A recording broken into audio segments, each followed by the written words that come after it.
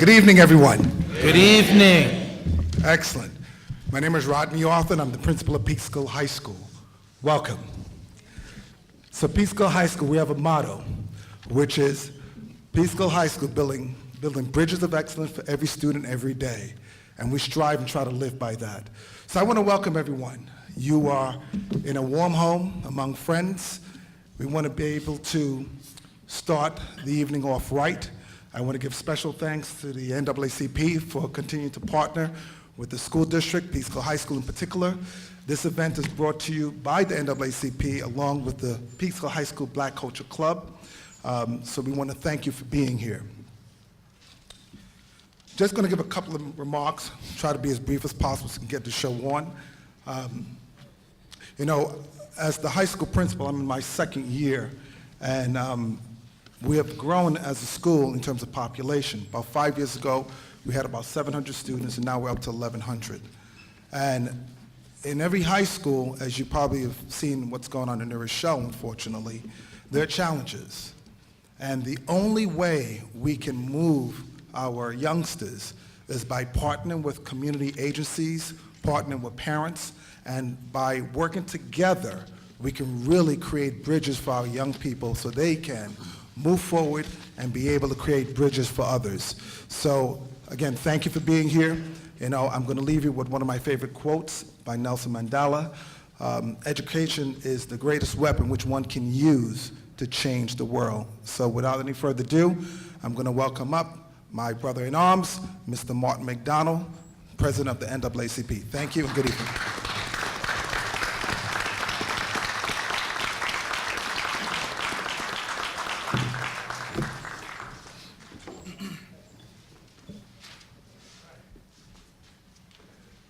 Good evening, good evening. Good evening. Thank you for being here. I want to thank Principal Arthur, thank the Peekskill City School District with Interim Superintendent Mary Foster is out there in the audience. Thank you for partnering with us and giving us the opportunity to come here and have this program. Thanks to the Black Culture Club for partnering with us as well and hosting tonight's event. I just want to say a couple of words real quick as we thank our panelists that are here. Sam will introduce them later, but the mission of the NAACP is to ensure the political, educational, social, and economic equality of rights for all persons and to eliminate race-based discrimination and racial hatred. That's what we do. I want to thank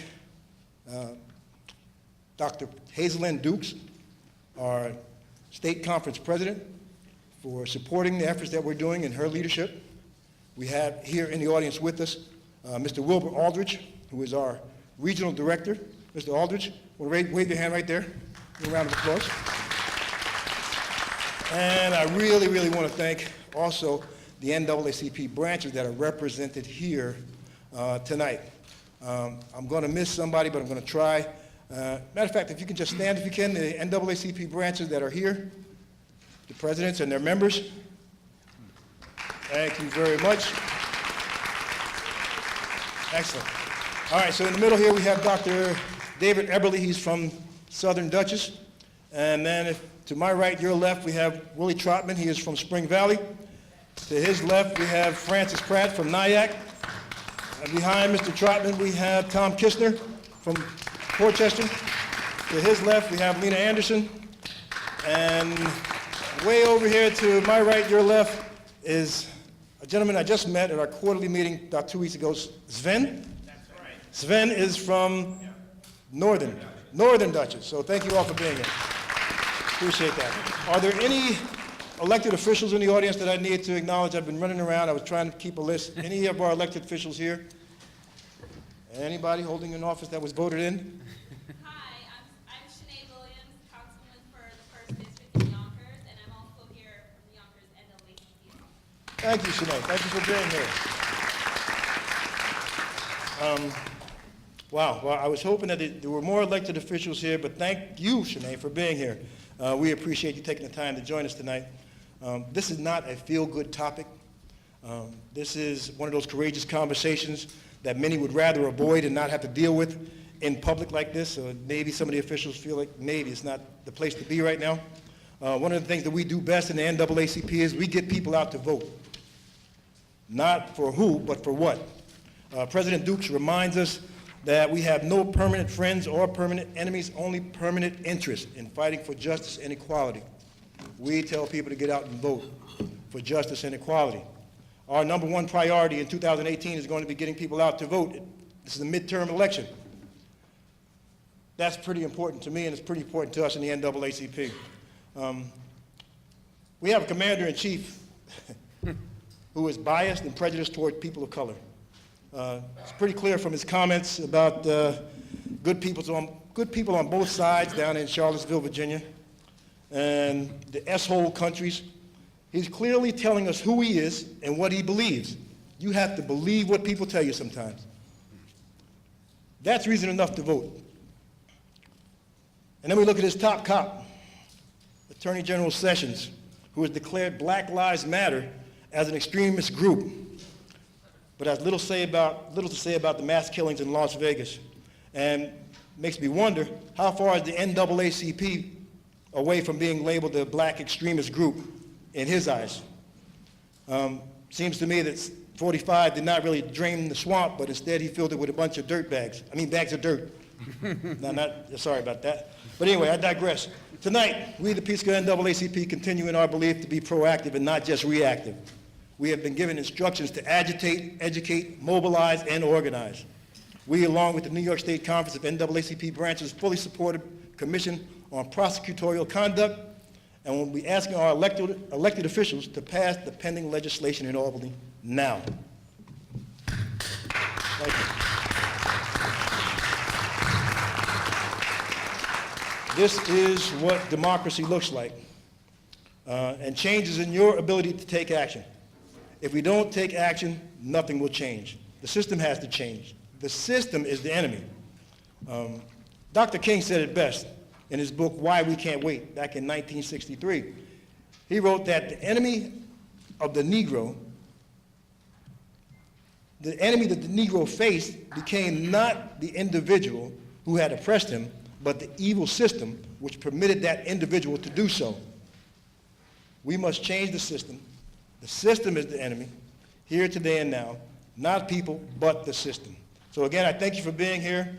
Thanks again to our distinguished panelists and guests. And right now, I'm going to turn it over to the person behind all this, Mr. Sam North, our Criminal Justice Chair and second Vice President of the Peekskill branch of the NAACP. Give him a round of applause as he comes forward, please.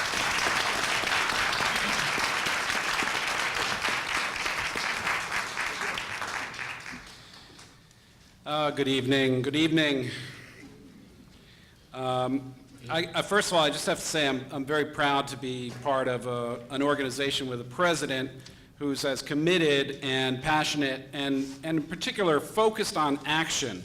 And so I want to say thank you to President Martin McDonald of the Peekskill NAACP. As from the beginning, this has been a branch that has been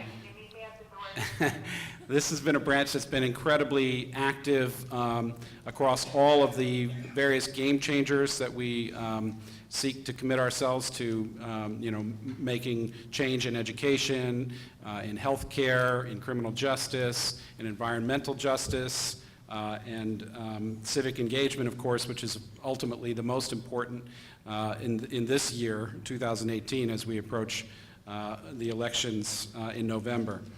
As Martin said, my name is Sam North. I have the privilege of serving as the second Vice President and Criminal Justice Chair of the Peekskill NAACP.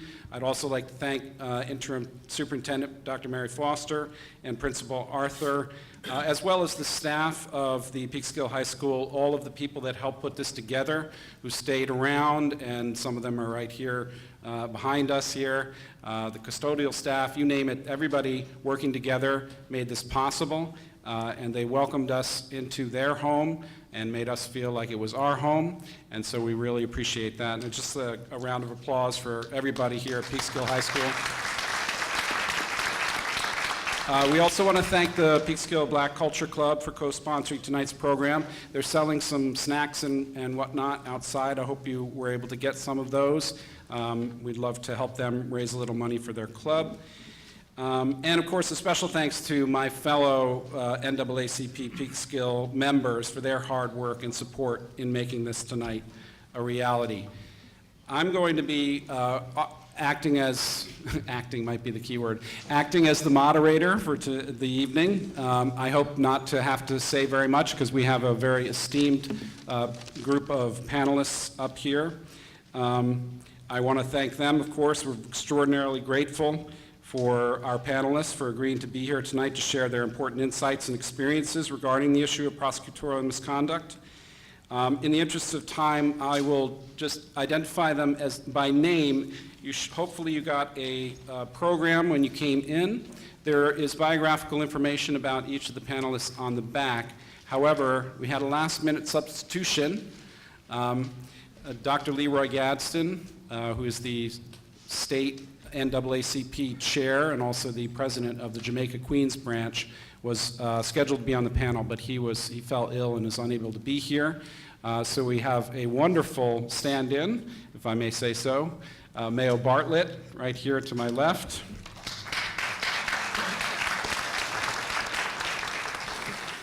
Next in line is Kenneth Chamberlain Jr.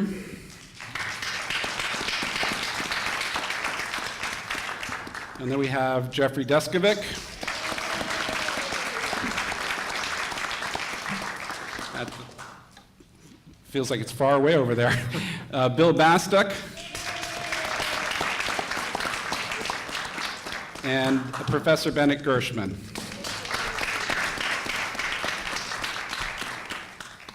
So just a little bit on how we're going to do things. You'll briefly hear from each of the panelists, and then we'll have a Q&A session. So the first thing I'd like to ask you to do is to silence your cell phones. And while you have your cell phone out, we're going to try a little modern age technology stuff here. You'll notice at the bottom of your program, if you have it, and Principal Arthur, could you do me one favor and just hit the space bar on that computer there? I think the space bar will do it. There you go. So, okay, thank you. If you go to, on your phone, if you go to that website, www.slido.com, it will ask you, there'll be an opportunity to enter that code E221.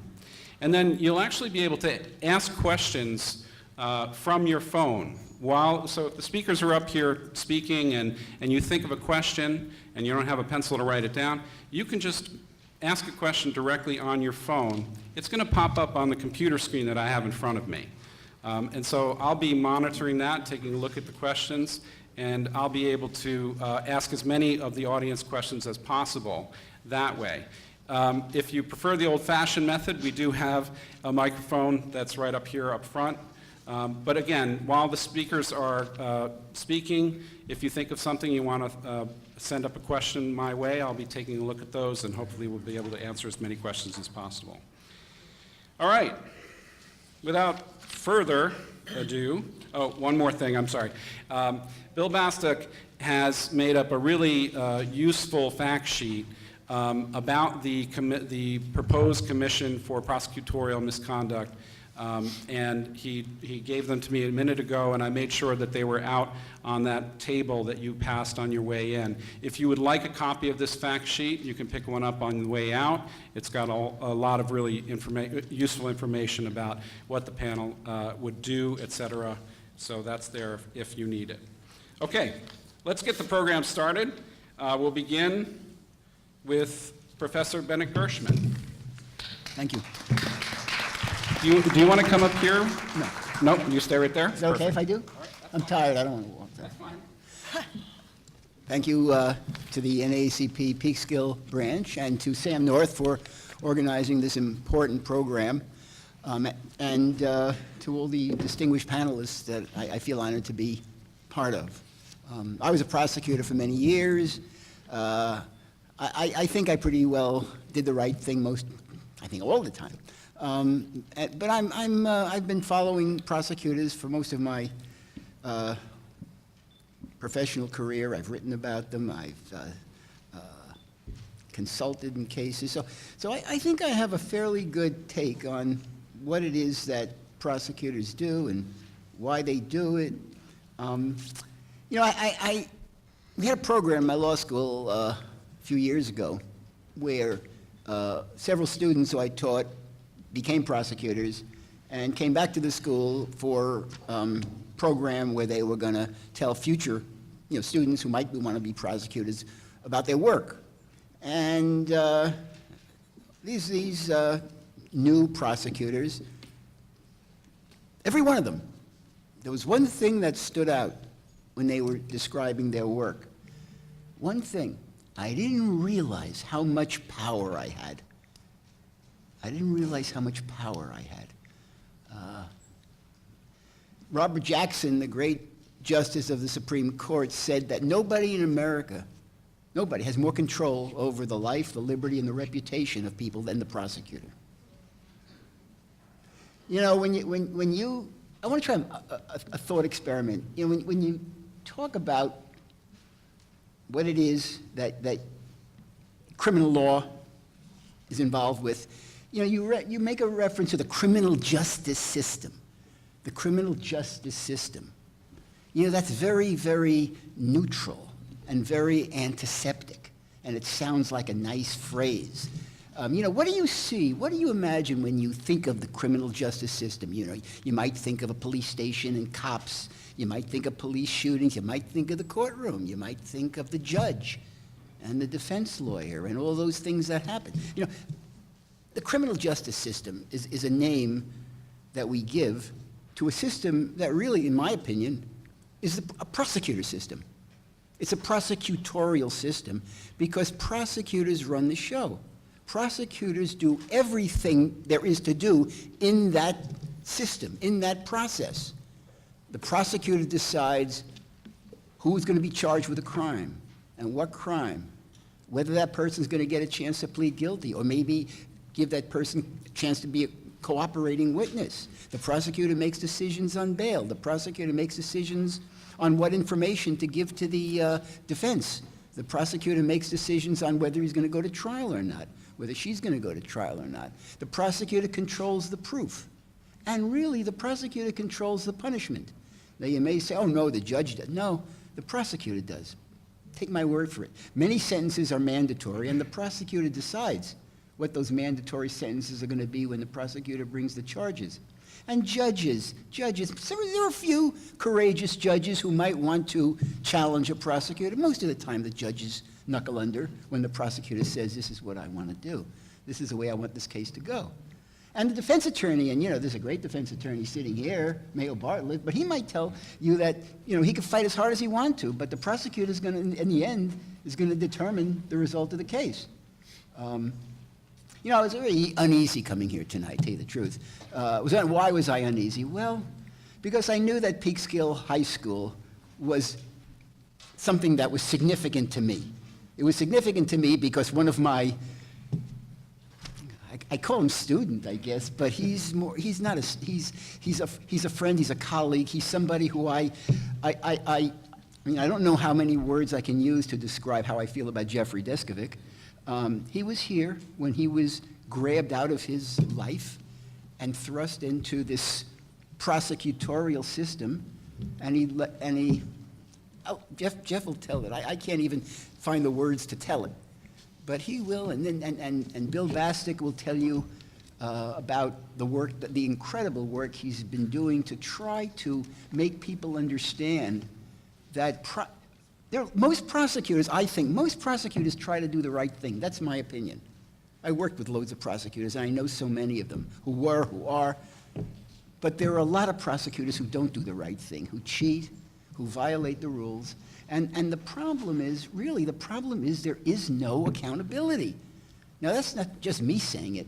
I think if you spoke to virtually every observer, academic, judge in America who knows about the consequences of prosecutorial misconduct, they tell you that in virtually all cases, there are no sanctions, there's no accountability for very, very serious wrongdoing.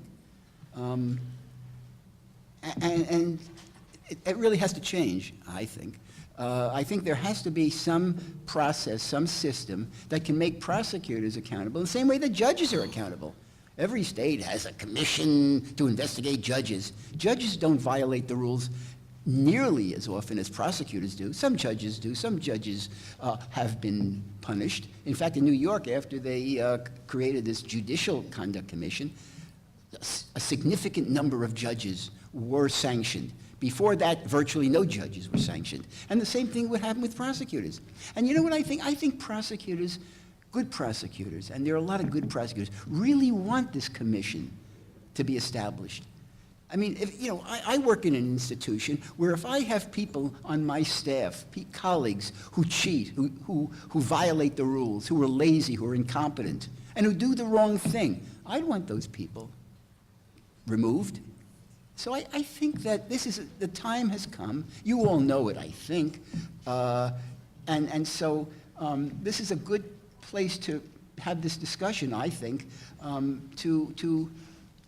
purposes of education and for purposes of all of us actively pushing our lawmakers to do the right thing and to get this legislation onto the floor of our legislature, where, in my opinion, if it gets onto the floor, it's going to win. So that's all I want to say for now. Thank you.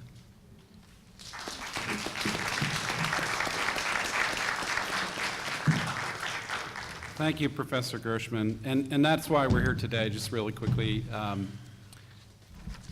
The end game here is to get this legislation passed and signed into law, right? The Commission on Judicial Conduct has been around for 40 years, and we still have no accountability for prosecutors. We are on the verge, really. We just need to put that kind of pressure that the only thing that lawmakers ultimately listen to is the kind of pressure that we can put on them if we make this a sustained effort, and that's the plan. So speaking of making it a sustained effort, let's hear now from Bill Bastek.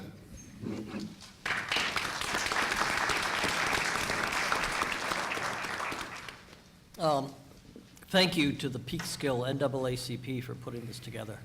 This is a very important event, and everyone in this room is a very powerful voice for change.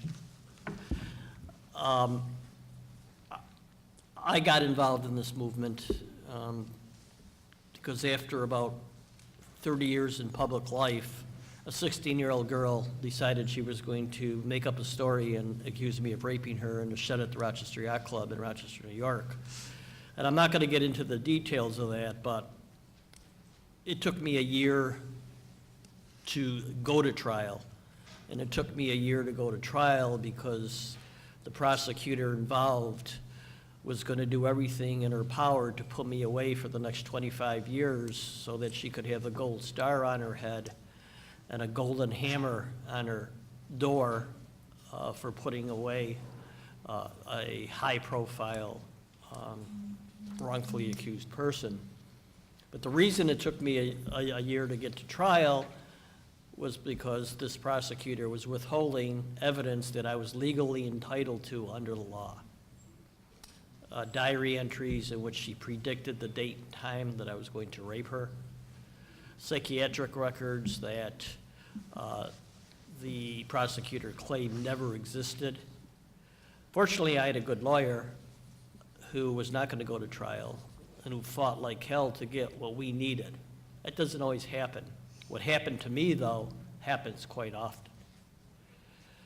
And shortly after my acquittal, I learned that prosecutors rule Albany. They determine what criminal justice legislation passes. They determine the tone of that criminal justice legislation. They try to make sure there's loopholes in every criminal justice reform that takes place.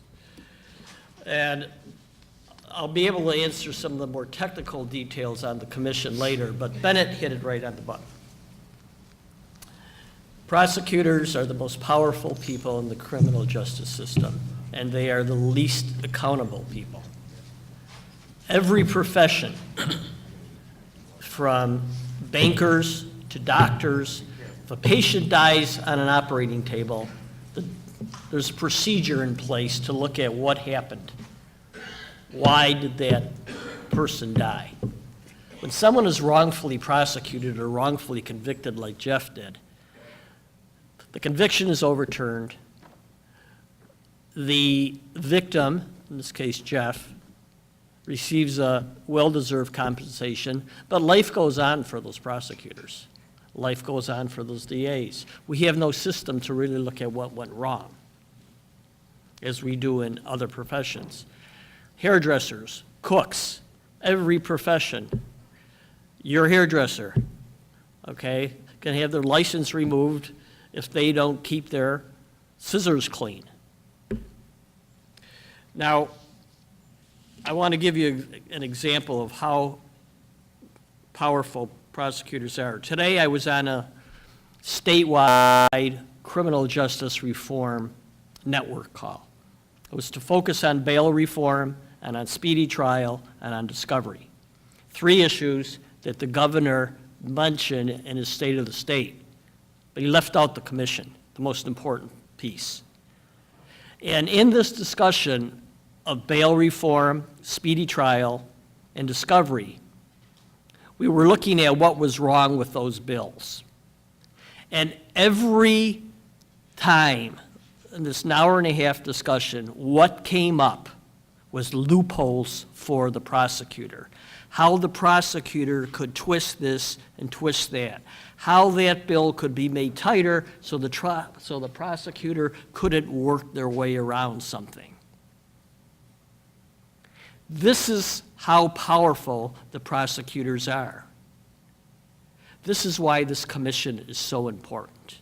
Because regardless of what we do in the world of criminal justice reform, unless there is a mechanism in place to hold prosecutors accountable and face consequences when they break their own rules. Keep in mind, prosecutors, their job is to create consequences for those of you who break laws. When they break their own rules, there are no consequences. That's not common sense. It makes no sense. Now,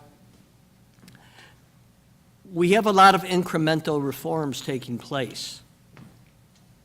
Bail, discovery, raise the age. However, these are minor policy defects. If we're going to change the culture and the institution of criminal justice, we have to start where the rubber meets the road.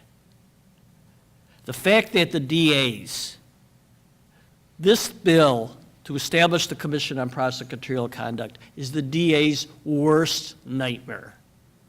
They are doing everything possible to kill this bill. They are lying, as Bennett says. They're claiming there are systems in place. They're claiming there are grievance committees that have never investigated a bad prosecutor. We don't even know how many complaints they get because they don't keep track. We foiled them. We foiled this grievance system that they claim exists. And I think it's important for you to know about these myths. Because 3 years ago, when the commission bill hit the Senate Finance Committee, once the Senate Finance Committee is a pretty powerful committee. It's the second most powerful committee in the state Senate, probably the 4th most powerful committee in Albany. This hit on a Monday in June. Senator DeFrancisco intentionally kept that off the Senate Finance calendar until the Friday before the bill was supposed to come up, to try and catch the prosecutors off guard. Well, lo and behold, their lobbyists caught the bill. I was in Dunkin' Donuts that Monday morning in the Capitol, and a certain counsel who behind the scenes is working with us came up to me and said, "Be careful, Bill, what you say, because the prosecutors are all over the place. They're here to kill this bill." They didn't want it to move out of Senate Finance because the next step is rules. Then the next step is the floor. That afternoon, after it moved out of Senate Finance, they met with key Senate leadership and Assembly leadership. And they threatened them. And the senators said, well, and they used these grievance committees. And the senators said, Senator DeFrancisco and Assemblyman Lentil on the other side, said, well, if these grievance committees are working, can you give us some examples? And the DAs said, yes, Senator, we'll give you some examples. And please, please, please don't move this bill. Well, Senator said, when are you going to come back with these examples? He said, oh, we'll come right back in the next couple of weeks before the end of session. To this day, after a letter was sent by the President of the Senate, Flanagan, and Senator DeFrancisco, to this day, not one case has been submitted by the DA's Association. So they lied. And now their new argument, by the way, just so you know, is that the commission is going to have a chilling impact on the criminal justice system. Their newest argument, and they'll come up with a new argument this session as well, is that the commission will be used by defense attorneys and their clients to interfere with investigations, with murders and with rapes, and slow down these prosecutions. So what the senator did, with Bennett's assistant, who helped draft up this language, we amended the bill for about the fourth time. And we put in a clause on page 3 of that bill that says that at the request of the prosecuting agency, the commission can set aside a case that's being investigated, if the case that was ever occurring.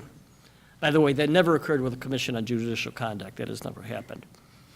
So it's going to be interesting to see what their next neurotic argument is.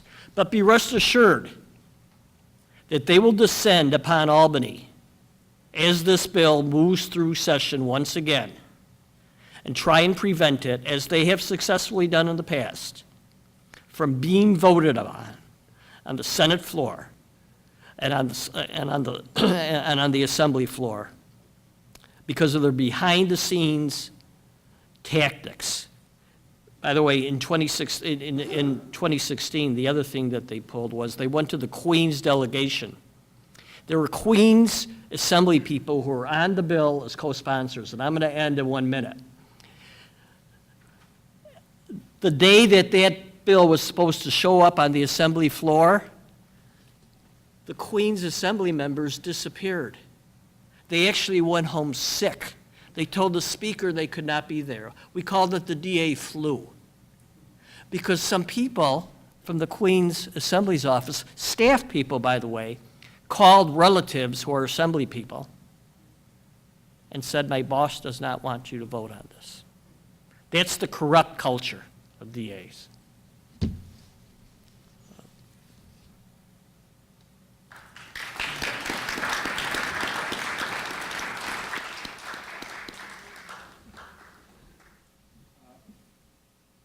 To mention that Bill Basta came all the way down from Rochester today just to be here. So I think that alone deserves another round of applause.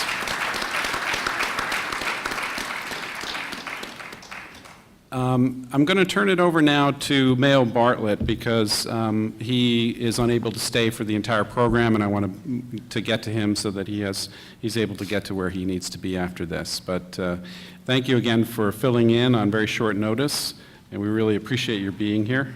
So, Mayo Bartlett.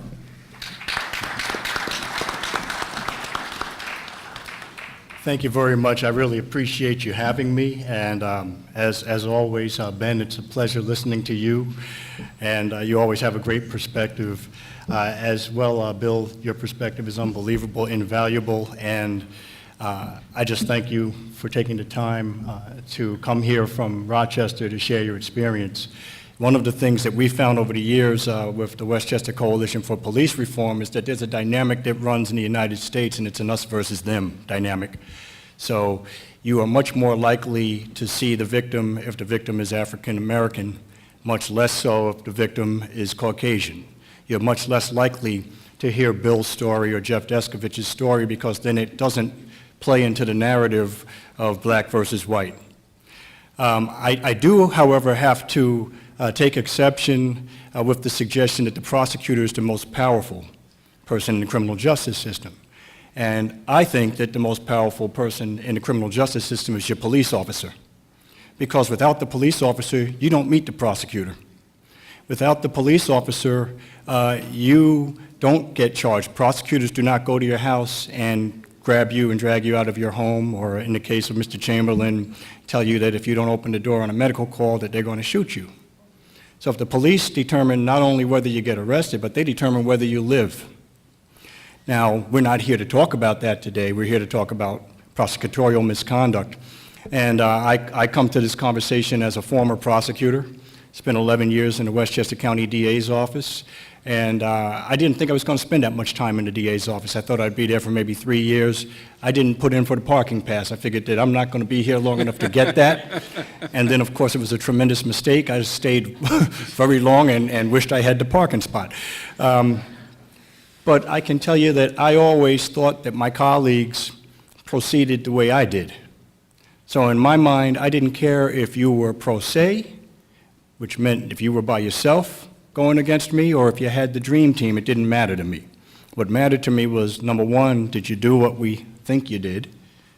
And number two, what's an appropriate remedy? Because just because you may be guilty doesn't mean that you need to go to jail or that you need to have a permanent mark on your record. Unfortunately, I learned that not everybody looked at that job the way I did. I thought it was one of the greatest jobs you could ever have. If your only job was to seek justice. And in the course of my career, I dismissed on my motion well over a dozen cases. Also, as a prosecutor, there's the ability for the prosecutor to use your prior bad acts, prior convictions against you at trial. Molyneux evidence, we call it Ventimiglia Sandoval evidence. I didn't do that. I didn't do that because I always thought that if I can't prove the case based on what the evidence is against you in this case, I shouldn't be allowed to go back and pull up the fact that, you know, he had a fight 8 years ago, but this is a petty larceny. What's that have to do with the other? Nothing. And that we don't get the same opportunity to look into your accuser's background quite often, certainly not law enforcement background, because you're not going to know that your police officer committed a felony and wasn't charged. So those are some of the things that concern me.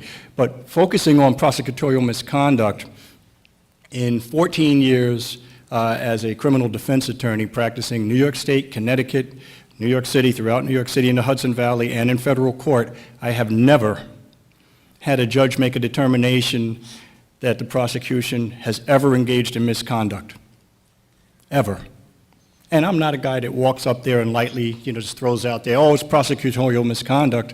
I want to make sure that that's what it is before I say that. And I'll give you a couple of examples. We had a case where we had a guy that was visiting a friend in the housing authority, and the prosecutors, well, not the prosecutor, again, the police arrested him and his friend, said they were trespassing. Well, we learned that the guy worked at the housing authority and the friend lived in the housing authority, so it's a little hard to trespass at work when you're still employed and to trespass in your own building. So we went to the executive director of the housing authority and we told him what happened, and he said, no, we didn't mean to have these guys arrested. They're not on any list. We're going to write a letter for the DA to drop the charges. We presented that information to the district attorney, and she determined that she was going to prosecute these people anyway. Now, I tried the case free of charge, pro bono. You can only do that so often. You can't live your life pro bono. I can't get anything pro bono. I can't say, hey, I'm hungry, let me go to McDonald's when I leave here pro bono. I'm going to be told by the police, hey, don't ever come back. Okay, maybe I'll be sent somewhere else where I get pro bono meals, But at the end of the day, it took us 2 years and a trial, a jury trial, where to their credit, the police acknowledged that they didn't understand what you needed to make an arrest. And when I asked, what does it take to make an arrest, the officer smiled, young guy, who relies on our prosecutors to be his counsel. And he said, a badge and a gun. I said, well, you don't really need a badge and a gun, do you? And he says, oh, well, I said, what about a citizen's arrest? The guy says, oh, yeah, you can make a citizen's arrest. And I said, well, what do you need in order to do, certainly for a police officer, to make an arrest? And eventually he came to the determination, probable cause. You have to have a really good faith belief that the person committed a crime. And the other way you could do it is if you had a warrant. And in order to have a warrant, you needed probable cause. Now, to the officer's credit, I said, well, did you have probable cause? He looked at the floor and said no. Now, most officers could have made up probable cause, and most juries would believe whatever the officer says because we're enamored with the uniform and the title and the robe and what side of the table you're on, as opposed to the character of the person that's in that uniform or the character of the person testifying. So in that case, we got an acquittal. Literally, I don't think it took 2 minutes for them to come back not guilty, and it should have. But that guy could have lost his job. Luckily, he didn't, because the people who he was hired by are the ones that said he shouldn't have been charged. But if it was anybody else, how long are they going to allow you to come to miss a day from work to sit in court? How many times can you do that? So the collateral consequences of someone not taking the time to investigate a case and to make sure that they're charging the proper person are tremendous. And then we talk about tax cuts and why property taxes are so high and all of this. Well, you know, it costs us more money to incarcerate a person for a year than it does for us to send Jeffrey Deskovic or Kenneth Chamberlain to college or law school. Okay, that's why you don't have your health care and your Medicare. And one of the reasons that our senators are so much against all of this is that they love to keep the jails full. They're very much against reducing the prison population, because when you go to Fishkill, if you took the 2 prisons away, you might not have a village or a town there. You might not have a mall there. So the industry they have, where like maybe down in West Virginia it's coal, their industry is people being incarcerated. So we have to look at it and understand the money trail, understand that dynamic. And the other example I'm going to give you is a federal case. And in that federal case, we had a guy who was charged with human trafficking for the purposes of sex, carried life sentence. He had a previous attorney who allowed him to sit down with the prosecution, with the FBI, ICE, and with a federal prosecutor with no protection, unprotected proffer, and spoke with them for 3 hours. I ended up getting involved in the case. I became his attorney with my colleague, Wali Muhammad, and we ended up going to trial on the case. But in the interim, we found out that there were 4 allegations, 4 particular dates, that this guy was supposedly engaged in conduct. We found out that on one of the dates, he was in the middle of a 2-week trip to Europe. It's a little difficult to sexually abuse somebody that's in Putnam County when you're in Europe, okay? The other one, the guy's in the hospital being treated for kidney stones. Equally a little difficult, unless the person said they had signed in to visit him and they were in the room with him. That's not the case.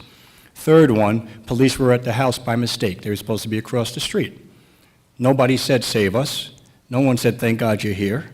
And the last one, the young lady says, this man told me, my brother, and my mother to all take our clothes off so we could get to know each other better.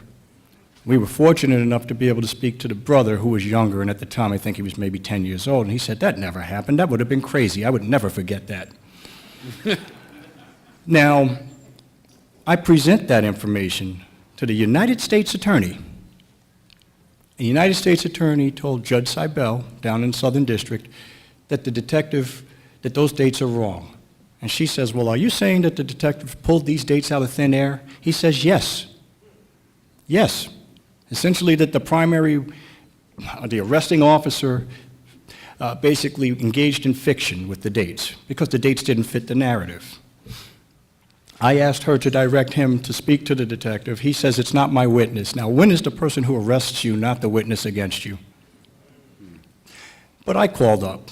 Yeah, it's me. It's Mayo Bartlett. I'm the defense attorney. I know you want to talk to me. We always conference with the arresting officers, right? They call us up out of the blue so that we can prepare for trial together. You know, that's not going to happen. But this guy did speak with me because I told him what that prosecutor had said. And he said, no. I didn't make those dates up. By the way, she circled each of those dates on a calendar. Now, I'm thinking, this is great. My guy's not looking at life in prison anymore. I think it should be an outright dismissal. He's going to go home. We're going to go celebrate. I called the U.S. Attorney up. He says, yeah, I knew all about the calendar. Now, that's a Brady violation. It's exculpatory, or at a minimum, potentially exculpatory information that he has an obligation to provide to me as soon as possible. And believe me, we're talking about the United States government here. As soon as possible means immediately. They have everybody's tax dollars and all the resources you could possibly ask for. I couldn't get the judge to make a determination that there was any misconduct in that case. Okay, we had to go to trial on that case, and after 6 weeks, and after testimony that this young lady met with the FBI and ICE and the prosecutors for more than 20 separate incidents to discuss something as simple as these facts, and also after the fact that we were able to establish that they had lived together for 2 years, he put braces on everyone's teeth, built a home for them in their native country, that he sent them to college, and pictures of them all looking like brother and sister and father and children in Disney World and also at the Grand Canyon. And I started to wonder if I could find somebody to kidnap my family, if that's going to be the case. Well, by the time we got finished with all of that, we got an acquittal. And it was nice we had an acquittal. It's great I see my clients. Great we go to dinner. But you know what he doesn't get back? He doesn't get back those 3 years he sat in prison. So when you start talking about accountability, hey, as a defense attorney, believe me, I'm accountable. If I suborn perjury and I put someone up to testify and I know it's false, trust me, I won't be a lawyer very long. There's no lobby for the defense attorney. There's no lobby for any of the rest of us. And I would like to think, and you know, listen, Mike Borelli is here right now from the district attorney's office. He's here. And Mike, thanks for being here. I appreciate the fact that you came here. I've known Mike Borelli for a long, long time. And if someone was going to tell me that he engaged in that conduct, it would shock me. I would truly be in disbelief. That's how all of our prosecutors ought to be. It's not to say you're perfect. I understand that in 25 years, I'm quite sure that I prosecuted somebody who was innocent. Not knowingly.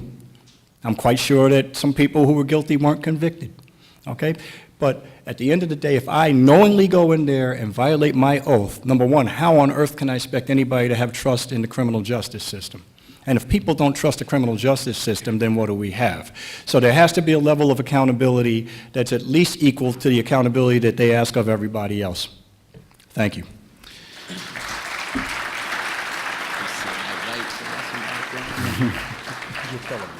Thank you, Mr. Bartlett.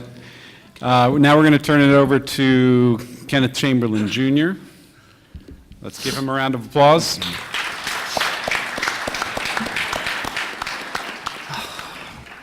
Good evening, everyone, and I'm definitely truly honored to be here sitting on this panel, especially seeing that in terms of the legal aspect of things, I'm a novice up here, but I can definitely speak from what my family and I have experienced with the justice system surrounding the killing of my father, Kenneth Chamberlain Sr. This happened in November 19th, 2011. My father inadvertently triggered his life aid pendant that he wore around his neck. My father suffered from a heart condition and chronic obstructive pulmonary disease and a few other medical problems. When they attempted to reach him, the monitoring station, they were unsuccessful. So they contacted the White Plains Police Department. White Plains Police are first responders. They arrived at my father's apartment in White Plains. They knocked on the door. My father came to the door and said, "I'm fine, I didn't call you, I'm okay." He closed the door back. The police insisted that they come in my father's home. There were no exigent circumstances, they didn't have a warrant, and they didn't have his consent. So it should have been left right there.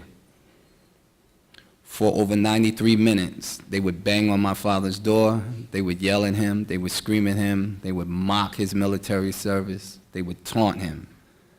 Now, when I say that, a lot of times people will say, did this really happen? Go to YouTube and type in Kenneth Chamberlain Sr. audio, and I've said this time and time again, I challenge anyone to tell me you don't hear misconduct or murder. To make a long story short, at one point my father says, I'm okay, I didn't call you. You hear a police officer yell, excuse my language, I don't give a fuck, nigga, open the door. They eventually take the door off its hinges, fire an electronic taser at him, beanbag shotgun 4 times, and they shoot him and kill him, alleging that he posed an imminent threat to life or well-being, and that they had no choice but to use lethal force. From the very beginning of this, you know, when we talk about, I guess when we talk about prosecutorial misconduct or even judicial misconduct, I can't sit here on this panel and say to you that that definitely happened, but I definitely question the manner in which my father's case was investigated.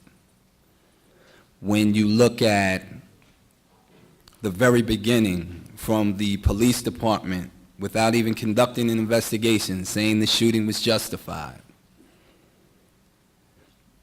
and the story was a hatchet-wielding, police shoot and kill a hatchet-wielding man. And then it was, he had a knife, he had a hatchet, he had both. The story wasn't accurate from the beginning. I maintained even at that time that I wasn't laying blame on the police department. And I said that if my father did anything to cause these officers to have to use deadly physical force, I would turn and walk away. That I would just worry about keeping my family together and doing the things to keep us strong. The DA, the Westchester County DA at that time, Janet D. Fiore, promised a full and fair investigation into the killing of my father. But interestingly enough, at the same time that she said that, I received a call from the family of Damroy DJ Henry, a football player for Pace University that was killed by police officers. And she gave her condolences to my family, and then the second thing she said to me was, do not trust the Westchester County DA. She's going to lie to you. Now, we know that the grand jury proceedings are secret proceedings, so I don't know what was presented to the grand jury.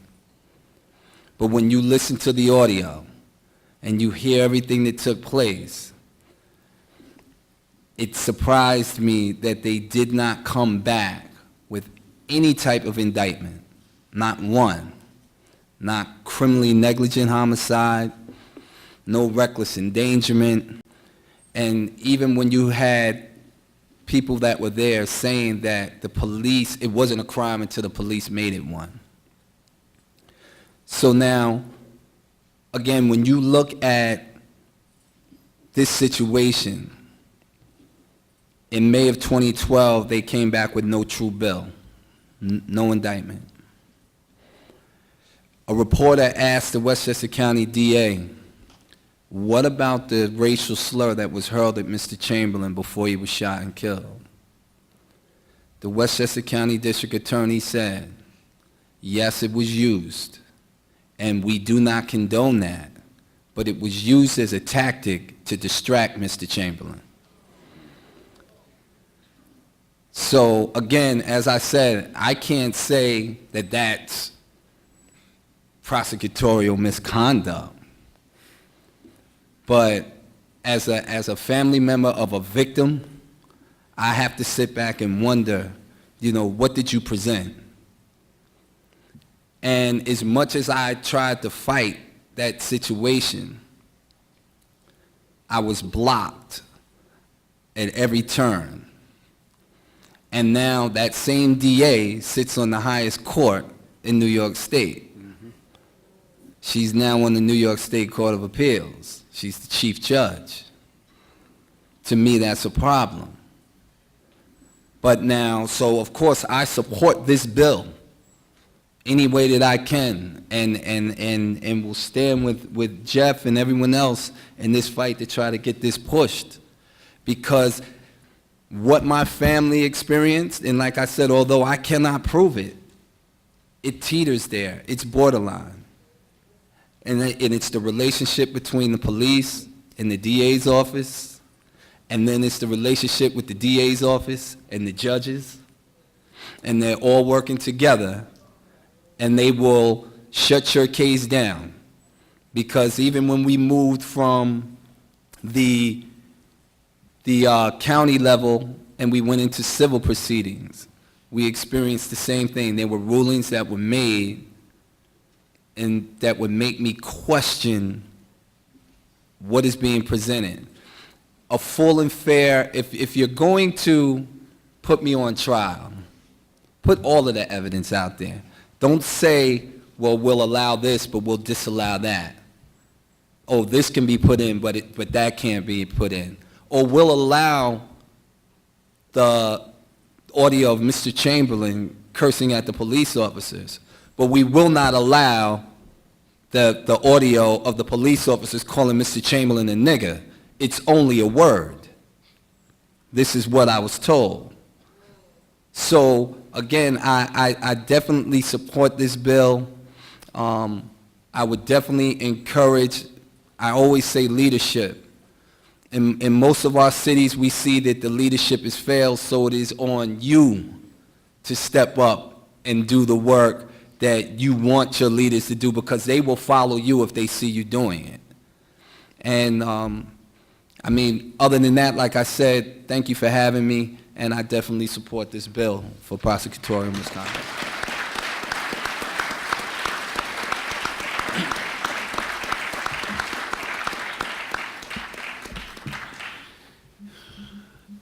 I just got to say that every time I read about the case of your father, I get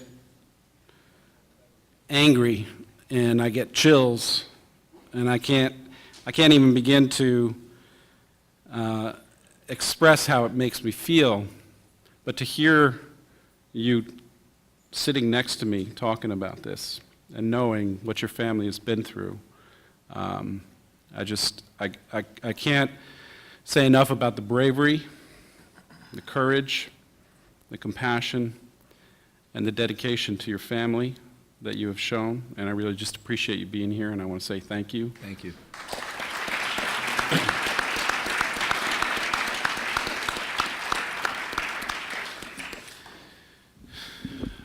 And now we will turn to Jeffrey Deskovic.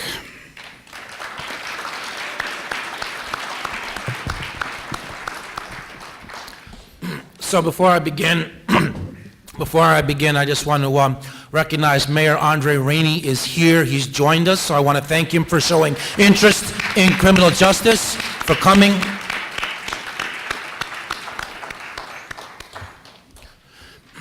So I was a student here in Peekskill High School in 1990.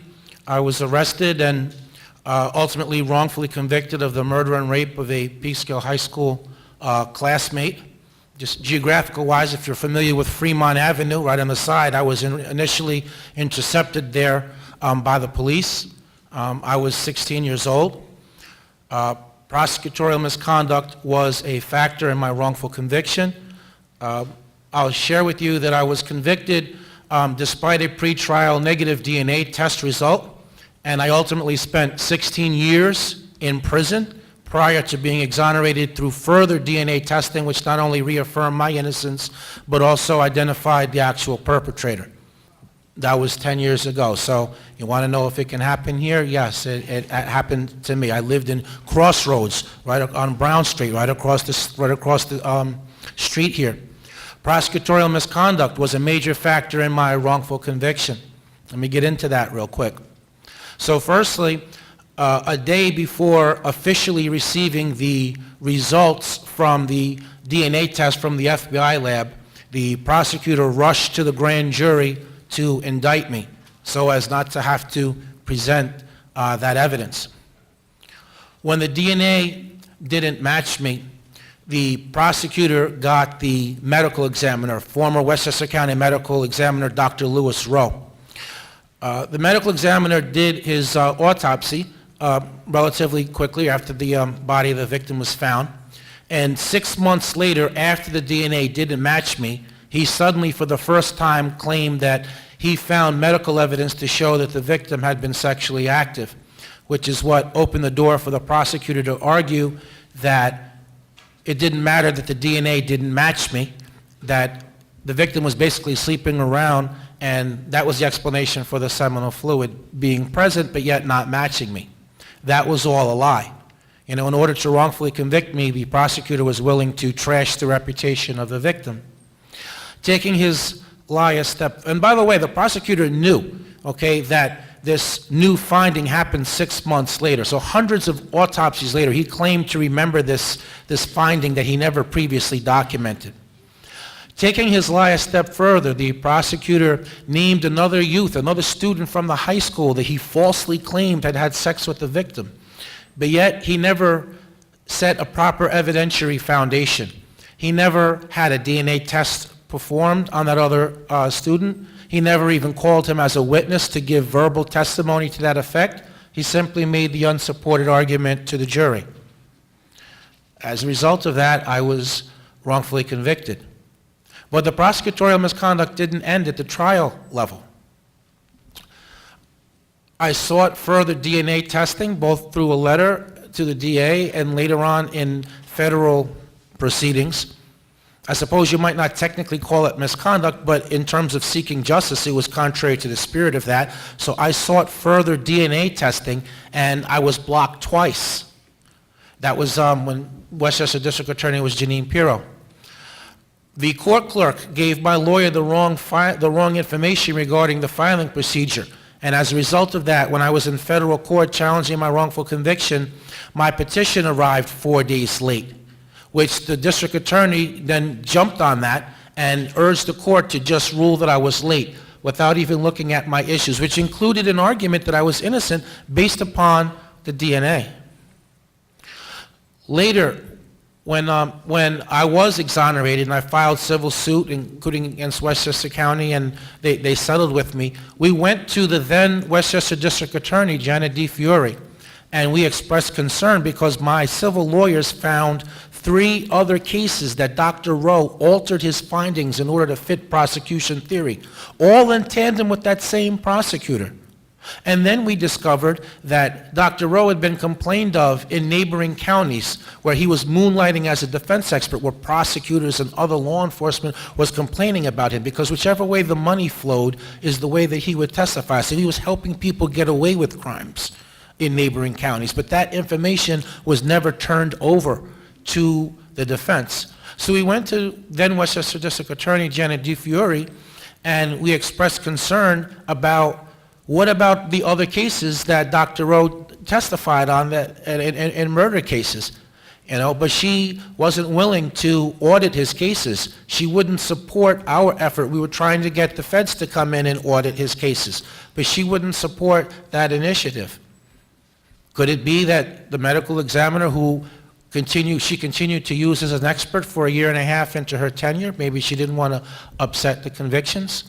But that's still an endeavor that hasn't been done to this day. No one has ever reviewed the other cases that he did. And to prove that he did in fact commit the misconduct, Westchester settled with me for $6.5 million, and he admitted that what he claimed he found on those slides in order to give that testimony against me did not actually exist. Let's talk about frequency. Well, the National Registry of Exonerations, which keeps track of all exonerations nationally, they're close to, if not at, 2,200 wrongful convictions across the country, both in DNA and non-DNA cases. In New York, we're third. We're third in the nation in wrongful convictions behind Texas and behind Illinois. A commonality in these wrongful conviction cases that threads through them, no matter what the cause of the wrongful conviction is, one of the commonalities that frequently is present is prosecutorial misconduct. And in terms of Peekskill itself, I'm not the only person who was exonerated from Peekskill, although that's not widely known. Charles Dabbs did 7 years from Peekskill on a rape that he did not commit, that DNA proved that he did not commit. Changing gears, let's talk about tactics, because it's one thing to share information, but I'm here for much more than that, as is everyone else. I'm here for action. I'm here for support. I'm here for solidarity. I need the people behind the bill. And for that, we need to share some move to action items. Well, first of all, one of our tactics in trying to get this bill passed is to make sure that the elected officials don't chicken out again at the end, as Bill Bassick referred to. So to that effect, you could call, you could email, you could fax. The Westchester County elected officials, they receive me, they talk nice to me, but at the end of the day, they back off at the end. When we're at the moment of truth, when we're on the calendar now, we're waiting to get put on the calendar, or it's time to bring the bill up for a vote and we can never get that done, they back away, just like all the rest of them back away. But if they're convinced that you as their voters, as their constituents, want this bill, that you support this bill, and that that's going to have a lot to do with whether or not you vote for them again or not, if they're convinced that that's the equation, then maybe they'll stop being so afraid of the prosecutors and start being, afraid about whether they're going to get reelected or not, even though that's not supposed to be the theme. It's supposed to be do what's right because it's the right thing to do, regardless to what. But we already know that's not. Thank you. Let's hear it for that, okay? When's the last time a politician wants the office to do the right thing? Some exist. I don't think that that's a widespread thing. Now, another thing is this, is that we've been collecting resolutions from organizations. That's why I'm really so happy that the NAACP here in Peekskill is on fire for this issue. But we also been collecting resolutions from cities, towns, and counties. We need a resolution right here in Peekskill. We got the new slate. We got the new administration. We need a resolution in support of this. Postcards have worked before. The postcard campaign, sharing knowledge on the issue of prosecutorial misconduct. Again, the job of the prosecutor is not simply to win convictions, okay? It's to do justice. Now that means convicting guilty people through lawful means, using legally obtained evidence while not violating any rights. And it means dismissing cases when somebody is innocent, whether that's whether that's pre-conviction, during the trial, post-conviction, at any point. That's what it means. And so when the prevalence of prosecutorial misconduct, which takes place now where there's no deterrence, they're not afraid to engage in the misconduct. And listen to the type of misconduct that's regularly engaged in.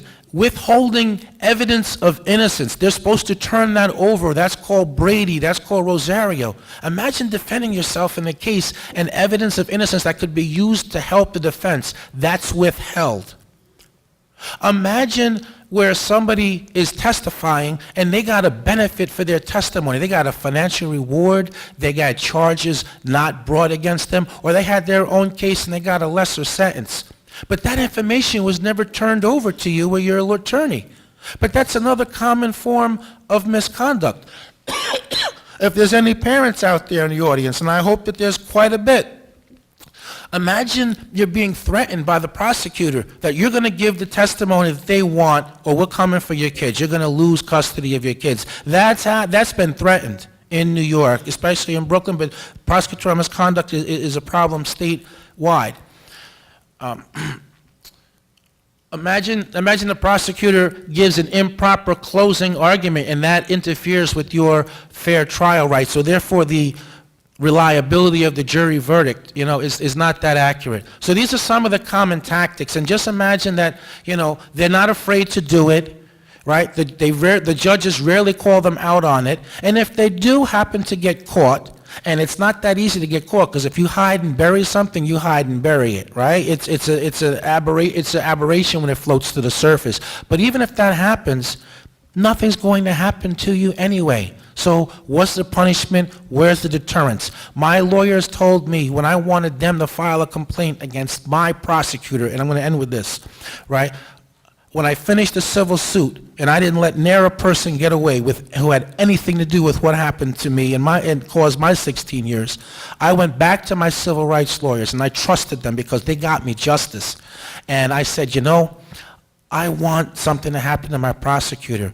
I couldn't bring the suit against him. That was dismissed because they have immunity, but let's at least file a complaint against them. My lawyer said to me, Jeff, it's a waste of time, it's a waste of money, nothing's going to happen. That's how serious this is. And we talk about how, this can happen to anyone. I want to just acknowledge the presence of another exoneree in the room who did 17 years. Mr. Rodney Roberts is here with us tonight. So can you just stand for just a brief second?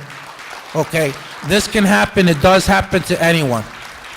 And with that, I'm going to end. Thank you very much for listening to me.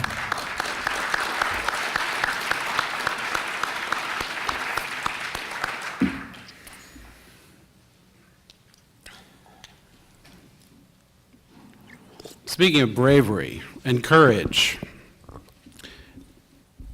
to come before you tonight, Jeffrey Deskovic had to walk back into the school where he was taken from when he was 16 years old and put into prison for 16 years for a crime that he did not commit.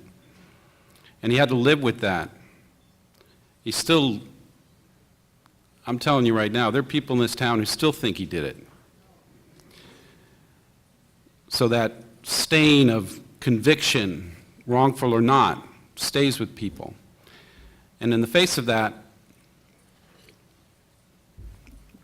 you could fall down and not be able to pick yourself back up, but Jeffrey Deskovic took the money that he won in the civil suits, rightfully won in the civil suits that of course could not make up for the time that he lost, and he put that into the creation of the Jeffrey Deskovic Foundation for Justice. And that is an organization that works for the exoneration of wrongfully convicted people, wrongfully incarcerated people. And he's also, just to add to that, how many years, halfway through law school? Yes. He's currently halfway through law school, getting ready to, when he gets his degree, to go out there and exonerate people on his own. So I think that's something to say.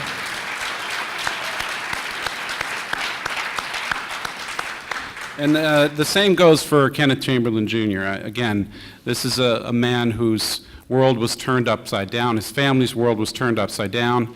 And again, they could have turned inward. But this case, the only reason this case of Kenneth Chamberlain Sr. continues to be brought up is because of the tireless efforts of Kenneth Chamberlain Jr.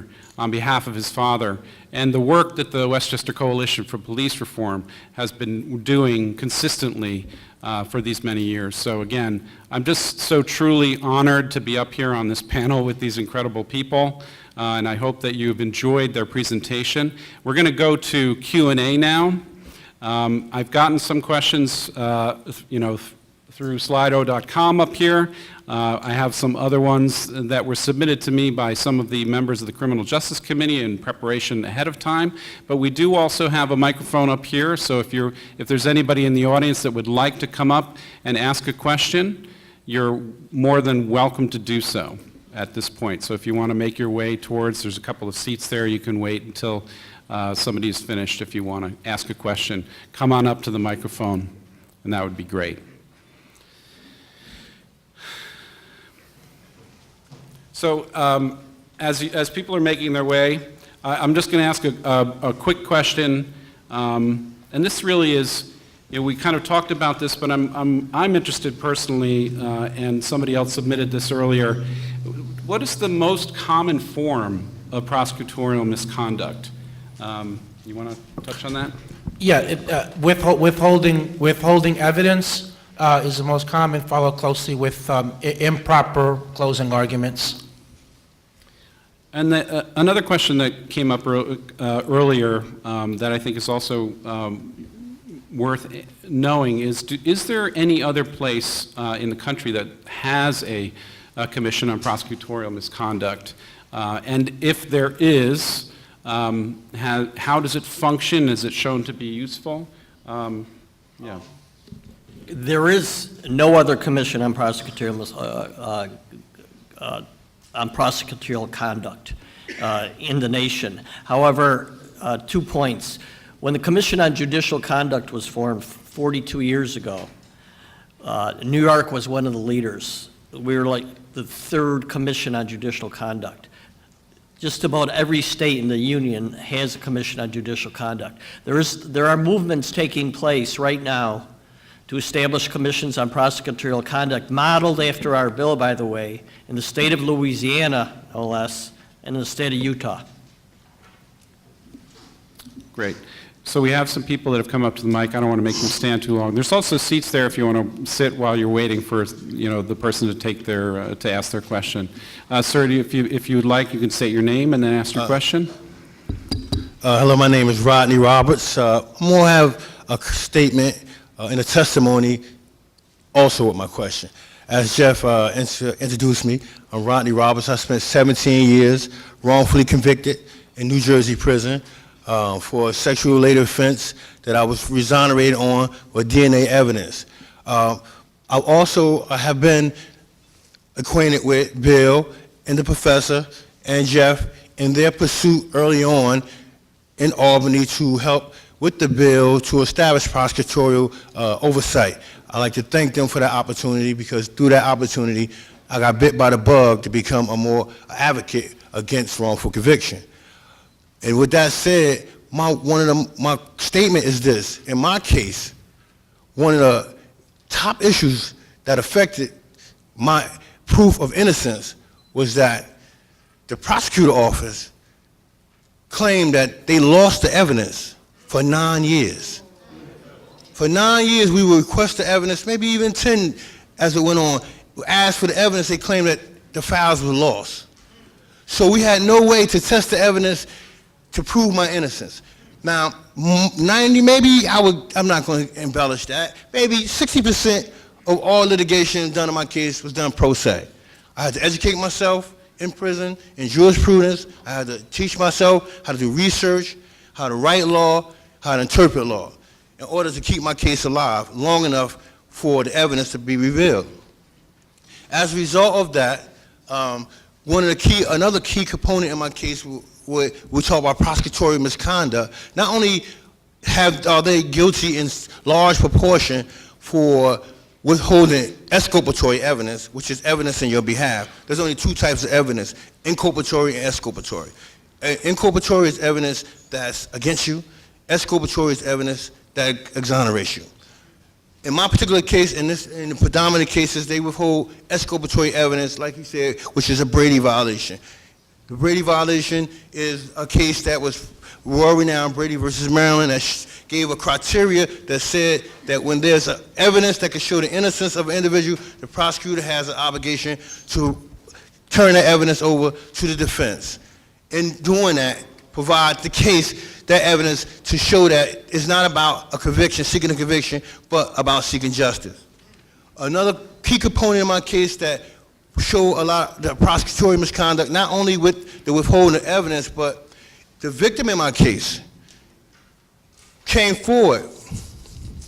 In my particular case and situation, I was put in a squeeze to plead guilty to a crime I didn't commit. How that went was the state and my attorney, my public defender, collaborated along with the judge, formed a trifecta to put me in a bind to convince me that to save my life, I should plead guilty to a crime I didn't commit. I thought I was saving my life. Although at the time, in the process of doing it, I felt so much that I was betraying myself, but I knew I needed to do this in order to regain my freedom in a short period of time to fight this when I got out. The victim, later on, I spoke to an attorney, another public defender, maybe 8 years later, and I said, look, enough of this. And I explained to them the situation. And I told them, listen, I pled guilty to a crime I didn't commit. The attorney said, you know what, I believe you. I'm going to take a chance with you. He went and did his own investigation and found the victim. Showed her my picture. And her statement was, I don't know who that is. I never seen this person day in my life. Now, they told me that when she saw my photo, she started crying uncontrollably, and that it was, I was a positive identification, that I had no choice, and she was waiting out to testify against me. But kind of find out all these years later that she hadn't even known that someone even had got arrested for the offense. So she became a champion for me. She came to court and testified. They asked her, "Do you see the young man standing in front of you, or see the young man or the person who committed the offense?" She said, "No." The prosecutor jumped up and said, "Hey, Mr. Roberts is standing right there." She said, "I never seen this guy a day in my life. I don't know who that is. In fact, why are you holding him? Waste your time with him when you could be pursuing the guy person who did it, who's running free now, because you got this young man locked up for a crime he didn't commit." So she stayed on that mantra. However, at that time, the prosecutor felt, and the judge, that her testimony wasn't enough. She wasn't credible anymore. She was credible enough to hold me, but then she became uncredible to release me. Now, I'm going to give you this piece, and I'm not going to be long-winded with this. The judge in my case refused to release me. Now, if you find a judge that admit they made a mistake, you found like some mythical creature, like a unicorn, something that don't exist, like a 40 club, because judges don't admit they make mistakes. So I sat in prison much longer until the appellate division decided that they had enough. In my case, the victim, as a result of her assault, she had a son. Now, I fought vigorously to take a paternity test. Boom.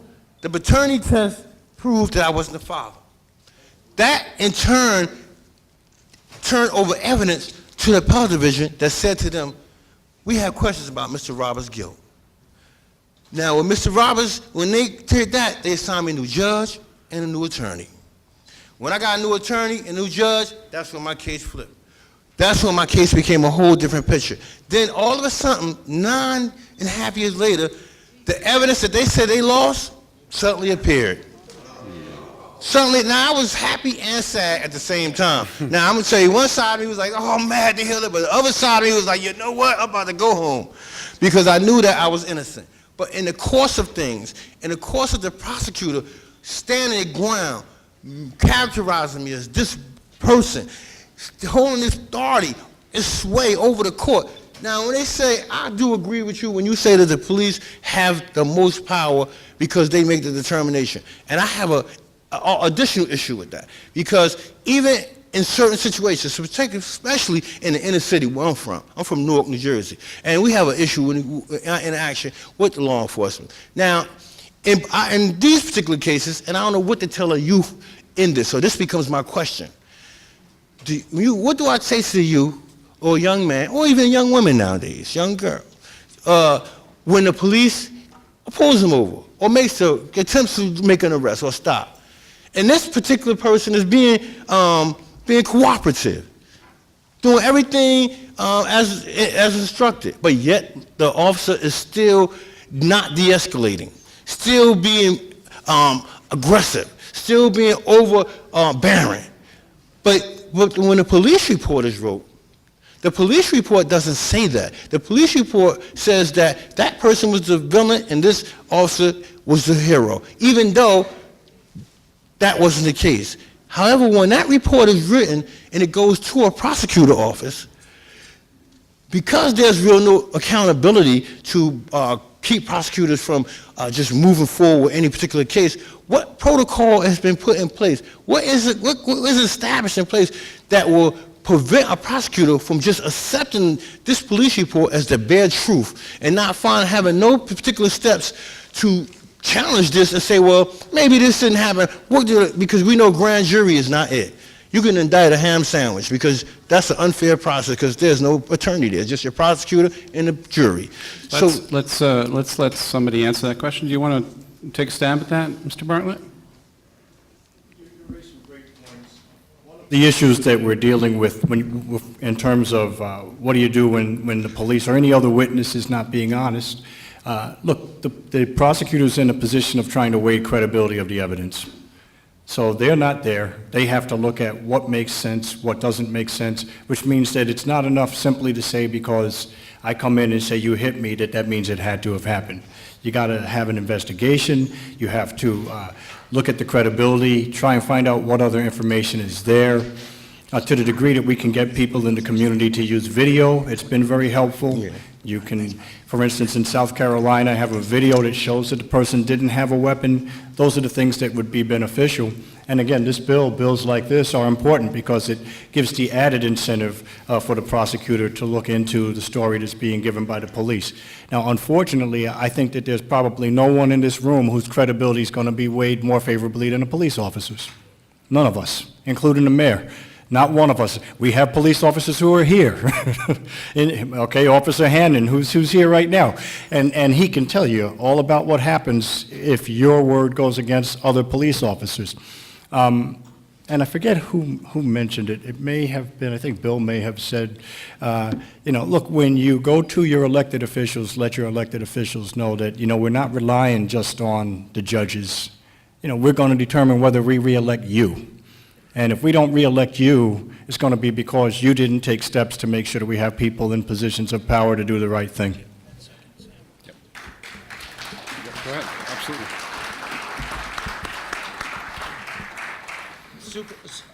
Just 1 second. Jeffrey wanted to respond quickly to that, too. Okay. Yeah, super quickly.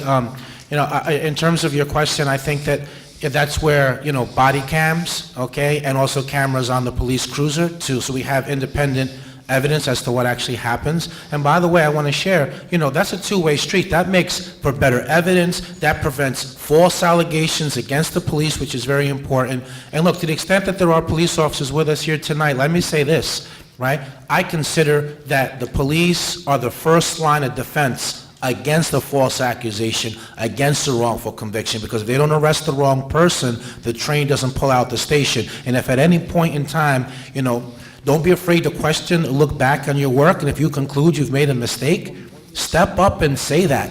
Please, don't just stay quiet.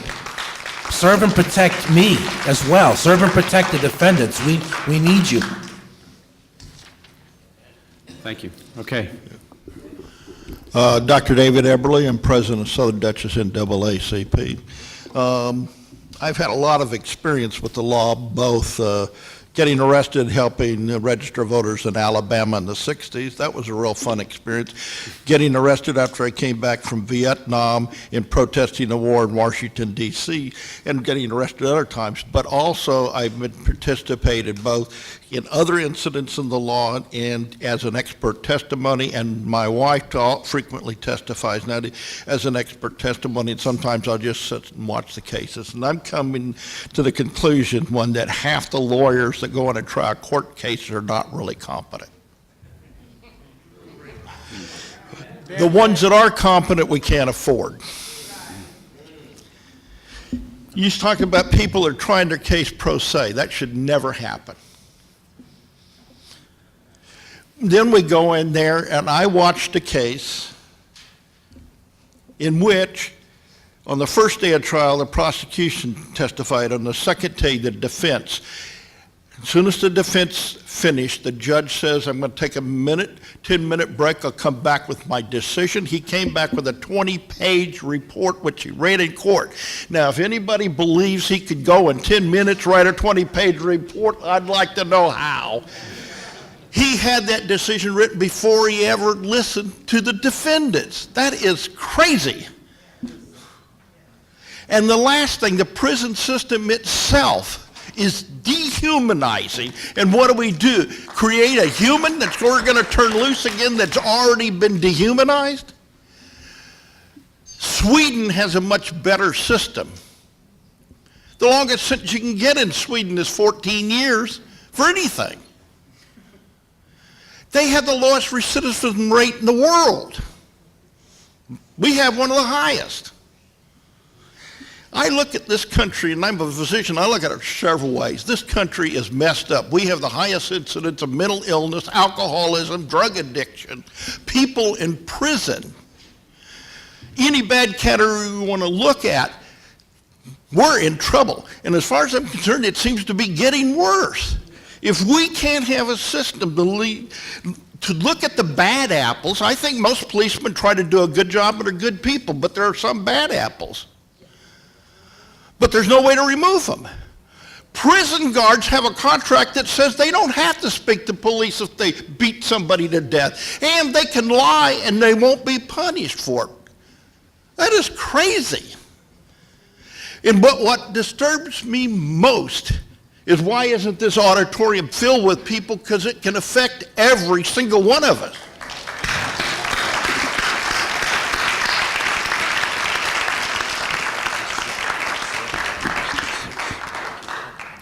Jerry Smith, I'm from the Austin branch of the NAACP and former president of the branch. Like most of the people in this room, I've encountered judicial misconduct. Again, it was Janine Perot. We had a shooting, and I was at events where she made statements that she knew was not true. I have a statement to make, and I want to ask 3 quick questions. It appears to me, not a lawyer, that most of the stuff that we're deeming to be misconduct is very close to obstruction of justice. Very close to me. If you say that justice is to make sure that somebody gets a fair trial with proper evidence, in a fair way, then whatever we are saying about corrupt district attorneys is corruption of justice, because they are preventing people from getting a fair trial on the fair evidence in the right way. I know once I was talking to a police officer that was making an arrest for a person that was not guilty, and he says to me, "You better leave because I'm going to charge you with obstruction of police procedure." So it's very easy for the courts to say a citizen can be charged with obstruction for even asking a question. And we're not going to put anybody in jail if we ask a question. But it's not so easy to get a prosecutor who has the training, the expertise, and the backing to do the right thing and do things according to the law. My question is this: in creating this commission, what is the possibility of this commission being able to either create a way to prosecute for corruption, for obstruction?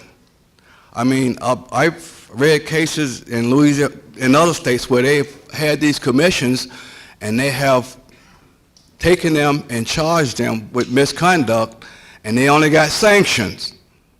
So it's no threat to anybody who's prosecuting people and putting away some time for life of having to suffer, not just from sanction, and a lot of times they'll even tell you what the sanction for or why. But is this commission going to have any way of trying to charge a district attorney who's deemed to be acting in a bad way, bad behavior, similar to what they would do to the President of the United States? I know Nixon, when he was impeached, had to get somebody to give him a pardon because he may have been charged on a state crime for obstruction of justice. Why are we not sometime talking about trying to create a way for these people not only to be sanctioned and lose their jobs, but to face criminal prosecution like any other American citizen? And how do you do that? That's my question. Thank you very much. Let's get Bill to answer that question, please. First of all, right now, we have a crisis of confidence in prosecutors and in DAs. The DA in Rensselaer County is facing criminal charges for obstructing justice, for defying the Attorney General in a civilian shooting by a police officer.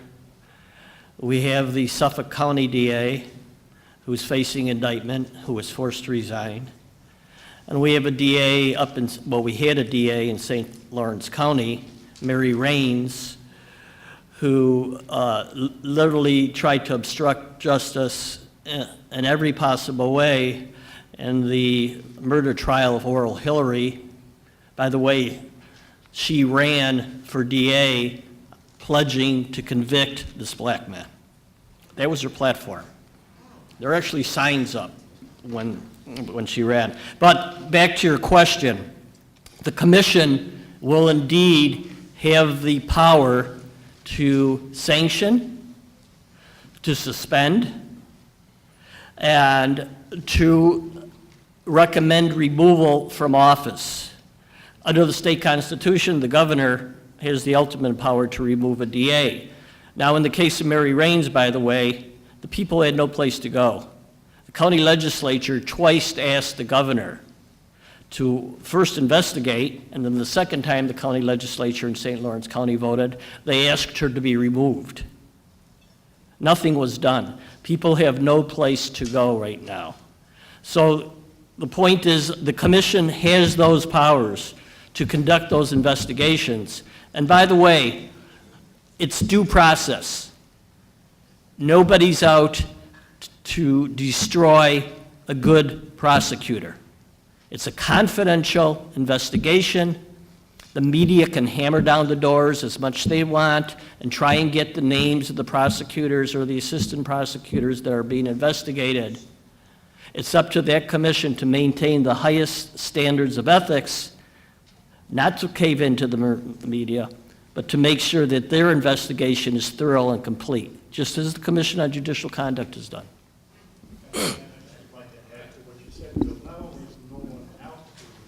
To go after, not only is no one out to go after a good prosecutor, you can't. Because if the prosecutor's not engaged in misconduct, you're not going to have this information. You're not going to have all of this evidence against them. You're not going to have an indictment against the prosecutor who's doing the right thing. All right, first, Andre Rainey, Mayor of Peekskill, New York. I personally want to say thank you to the Peekskill NAACP for bringing this to our city and making us aware. I want to say thank all of you gentlemen for being here this evening, as well as helping out, getting the message out. Jeffrey, thank you so much for continuing to do what you're doing with your life after what you've experienced, and being a great leader for all of those who's experienced anything similar to what you've done. I just want to make a few clear points. First of all, I do want to say that there's no chicken here, and I stand by that. But on an important note and a serious message, I want to let you know that there are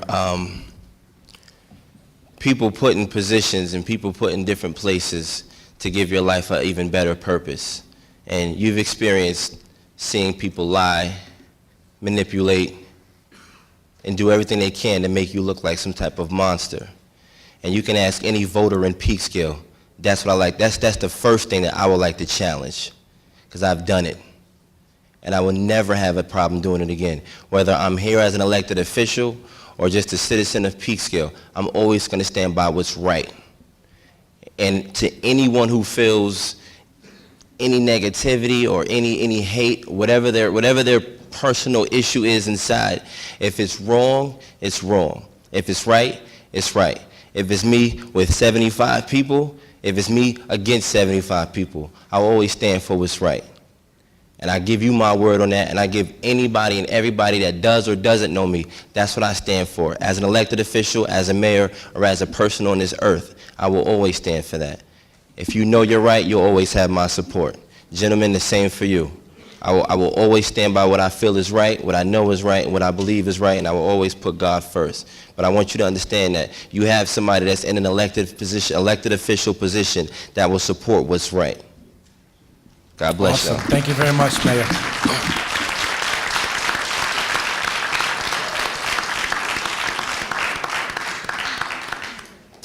Good evening. My name is Tiana Gabriel. I'm currently a senior at John Jay College of Criminal Justice in Manhattan.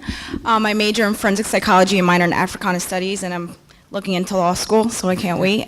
Thank you guys for talking, because it actually just made me more empowered to go finish studying for my LSATs.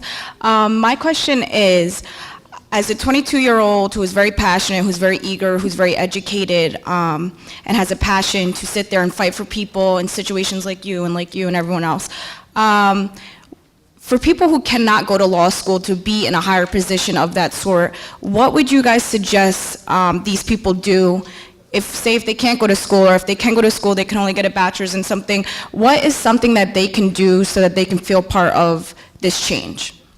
Yeah, sure. So I'll take the first stab at that. I'm sure other people have some things as well to add.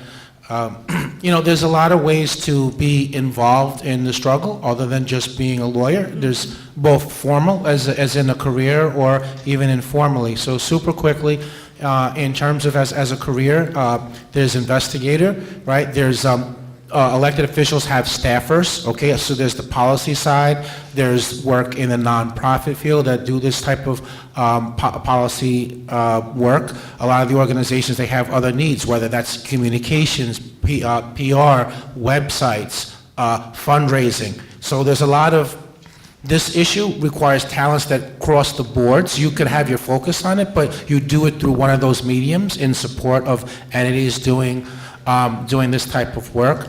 On an informal level, educating yourself further, sharing that information with your friends, family, parents, etc., giving voice. A lot of us think that, you have to have a lobbyist. You got to be, this big, rich, wealthy, influential person in order for an elected official to hear you. No, anybody in that person's district, they'll entertain you. They'll hear what you have to say. So there's that. There's mobilizing. There's grassroots efforts. There's coming to events like this, getting people to come to events like this.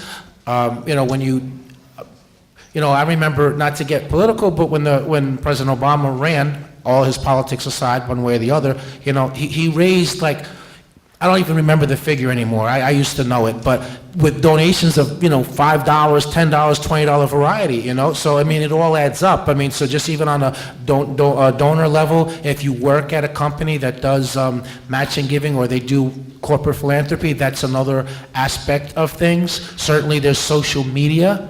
There's that aspect of it too. So really, the limit is really, and then I'll end now, the limit is just your imagination. If there's a way you can conceptualize how it can help the movement, it can be done. Just places, my entity, Bill's Coalition, which I'm part of, and many other entities, NAACP. Look, there's never a shortage of things to do. So volunteers, okay, that could be another way too. And by the way, I'm an alum of John Jay. I have a master's from there, so I'm glad another John Jay alum is in the house. Okay, wanting to do some change. Yes. And think about running for office one day as well. Look, wouldn't it be nice to actually have your hands on the levers of power to get some things done? Use it for the right thing. That's what I'm so excited about Peekskill for, and the new ticket that was voted in. I really believe some special things are going to happen here. But think about that in the future as well. I want to mention one thing, to everybody here. This is the 50th anniversary of the assassination of Martin Luther King, of the assassination of Robert Kennedy, and also of a lot of campus unrest. And she's not listening. She's sitting down. But college campuses were responsible for a lot of the critical change in the war against social and economic injustice in the 60s. And I still believe in the 4 C's. College campuses change culture. And for all the students in this room today, it's time to resurrect. It really is. We need more on-campus movements, especially the law students or the people who want to become law students. It could happen to you as interns. We have 2 or 3 or 4 interns every semester, and they walk the halls with us. By the time they're done, after they're in awe and actually somewhat very disappointed at the way Albany works. So get your student governments to mobilize on-campus petitions and share them with your senators and your assemblymen. There are 3 names that everybody in this audience should keep in mind. Senator Klein, Senator Stuart Cousins, and Assemblywoman Shelley Mayer, okay? Because if the Democrats take control, they're going to determine where this commission bill goes. And all of them, each of them has been on the fence on this bill. One day they're here, then the DAs walk in and pull them in the other direction. They're in leadership positions. One is running for the state senate. Shelley Mayer, you need to go out there and you need to ask them why they're not standing up to the DAs. And the governor is holding regional budget meetings the next 3 weeks. He's taking his bandwagon all around the state. You need to show up at those regional budget meetings and stand up and ask them why the commission is not in the budget. That's your opportunity. You got a forum to do that. Let me just jump in for a second, if I could. Yeah, I also think everything that was said has been terrific, but you need to educate yourselves even more than you are already educated. And here's what I'm talking about. Bill, next to me, started this organization called It Could Happen to You. I would say, from everything I read, his organization, his website, will give you more information about what's going on with prosecutors than any other website, any other place that I can think of in terms of that kind of a resource. For example, they document every single criminal conviction that has been reversed by an appellate court because of prosecutorial misconduct. They've got the list, they keep updating the list, and from the way I see it, there are more cases in New York State reversed because of prosecutorial misconduct than any other state in the nation. I think the number is over 40 for the last 8 or 9 years, or something like that, Bill. 37 over 8 years. Okay. But it's increased. That's the important I know, and it keeps increasing. And that's something you ought to be focused on, because if you're going to talk about misconduct, look at the cases. Know how many there are, and know the reasons why. Now, Jeff said it's the most prominent reason is hiding evidence. Now, I think prosecutors do hide evidence. The problem is, if it's hidden, you can't find it. We know it's there, but we can't find it, so it may be that a case is not going to be thrown out because of that kind of serious violation. But most of the cases have been thrown out by the appellate courts. Why? Because some prosecutors go crazy when they get into the courtroom, and when they sum up to a jury, they say the kinds of things that Donald Trump would say. You know, if he was summing up to a jury, you can imagine the kind of things he would say. And that's the reason why these cases get thrown out. The vast majority of the cases get thrown out because prosecutors just engage in inflammatory, false, derogatory kinds of remarks.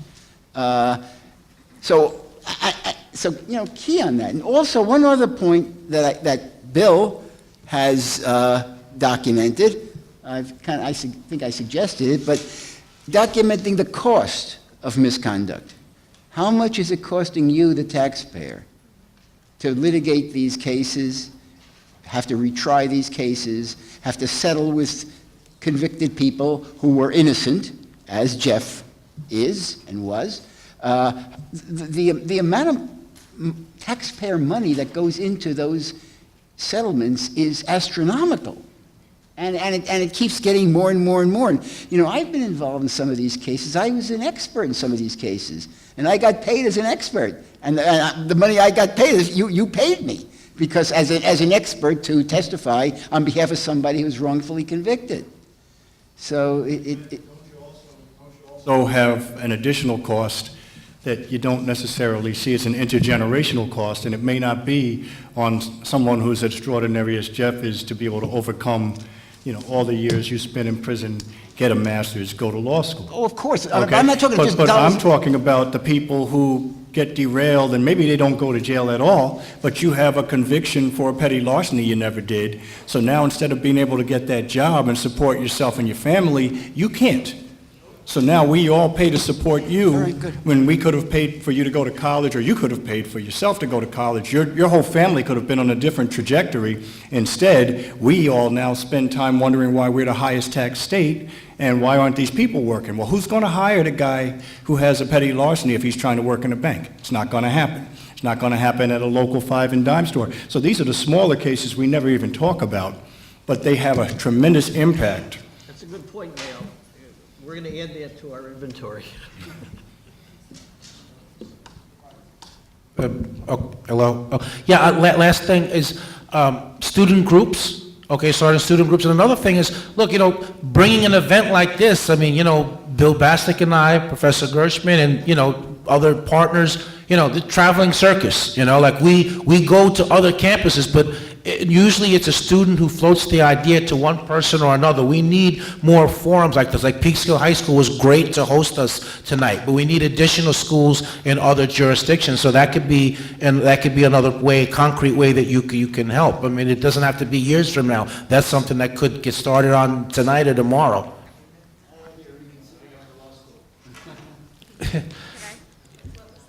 The professor said he wants you to reconsider, he wants you to rethink not going to law school, because I think that we need you too.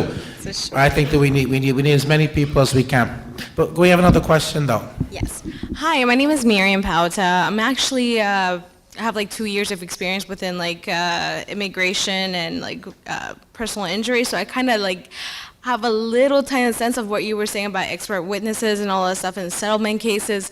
And what's interesting is that I feel like I'm in track, like, I'm becoming a public defender and possibly a prosecutor at the same time. Don't ask me why, I just wanted to go with both ways. But We need more ethical prosecutors, so listen, please, we would welcome you in the prosecutor's position. So, thank you. So, one of the things that really, like, I'm glad that you touched bases about that, like, the money that's going in for settlement cases and all that stuff. So, I have two questions. So the first one is there anything that that people are doing to, basically stop the, what is it? Because I've been to a DA's office, and I know the pressure for them to close cases, even if it's like, if it's completely wrong. If you're convicting someone like that's completely innocent, it doesn't matter as long as they're finished, they're done with that. But in the long run, that's affecting us, like, the taxpayers, people's lives, and like you said, you brought so many great points that I actually wanted to bring up, like, so is there any, like, reform, like, is there anything else that is going on to, like, basically reform the DA's office to basically say, like, what, it's important to close cases, but to convict real, like, criminals, not just innocent people, just to get that pressure off your back? Well, we dialogue with DA offices that are willing to dialogue with us, and we have approached in the past different candidates who are running for the office, and we explain about the bill, and we ask them even to insert the bill into the race, distinguish themselves from their opponents, but, so far no one has taken us up on that, but we have tried to do a little bit of that, and to build on your point, how this affects everybody, just coming at it from a different perspective, in a larger sense, wrongful conviction and prosecutorial misconduct, which leads to that, this is, in a larger sense, this is a public safety issue, okay? Here, follow me. Each time the wrong person's convicted, the actual perpetrator is free to strike again. And you know what? That happened to me. That happened right here in Peekskill.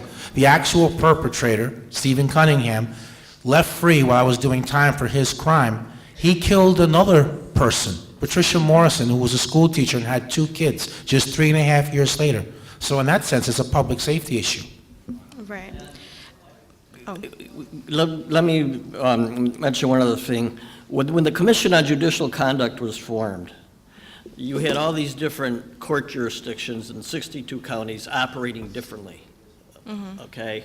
What the Commission on Judicial Conduct was able to do was to establish some uniform standards and some best practices. You have the same situation with DAs. You have 62 different jurisdictions, prosecuting jurisdictions. Every DA has his own culture. Every DA operates differently. Every DA handles Brady differently. You can go into Brooklyn, And you can go in a file, and as Bennett said, you got to be careful because you don't know what's there and what's not there. But you can go in upstate New York, in Monroe County or in Erie County, and you'll have to issue 4 to 6 to 8 motions for demand, your attorney will. What a commission on prosecutorial conduct can do is to begin to establish some uniform cultures and some uniform standards. Why should you go from one county, from Westchester County, and then go over to Bronx County and be charged with the same thing and be treated differently? Makes no sense. That's not equal justice under law. That's one of the positive things that a commission can do. I just want to make 2 additional points to level the playing field, so to speak. Many prosecutors' offices have established conviction integrity units. I know that the Westchester office has, Manhattan has, and Brooklyn has exonerated, I think, 15 or 16 persons through these units. Now, you could criticize some of these units. They're in the DA's office, but these conviction integrity units have done, I think, laudatory work in exonerating wrongfully convicted persons in their office. In addition, I think it's fair to say that the Chief Judge of New York, Janet DeFiore, who she's been commented on here, she established a new rule for all judges in the state that when a case starts, the judge in the courtroom is going to tell the prosecutor, if you have Brady information, evidence, you have to disclose it. Whether that's a good rule or not a good rule, whether it'll work or not, I have some problems with it. But if the prosecutor doesn't disclose evidence under this rule, the prosecutor can be held in contempt. So it seems that prosecutors in some places are doing things, maybe they're doing things because that this commission bill scares the hell out of them, maybe. But still, things are changing. And I think prosecutors are learning that they have to come up to a higher standard than they've done in the past. I believe that with respect to the this directive from Chief Judge DeFiore, it requires that the Brady material be provided 30 days prior to trial. So for the gentleman who took the plea, who was innocent, he's not getting that Brady material. Brady material, the DAs already know they have an obligation to provide that as soon as they come into possession of it. It's not a game. It's not, can you play chicken with these people and are they ultimately going to cave in? Because chances are they will. And they're the only ones who really have anything to lose right now. So I think that it's good to have a memo. 30 days is less than what's already required in terms of providing that Brady material. So I know you had another question, but unfortunately, we are completely out of time. That's fine. We've actually gone a little bit beyond what we had allotted for tonight. I just want to say a thank you to all of you in the audience who came here and listened to this. I hope that you were moved, that you learned something about the need for a commission on prosecutorial misconduct, and that you will then move forward and take action. I'm, of course, going to plug the Peekskill NAACP for anybody who is here from Peekskill, but anyone who is from anywhere else, there are many organizations, as was mentioned before, that you can get involved in and work on this issue and other issues around criminal justice. So again, thank you so much to our panelists. Thank you again, Mr. Arthur. And have a safe trip home.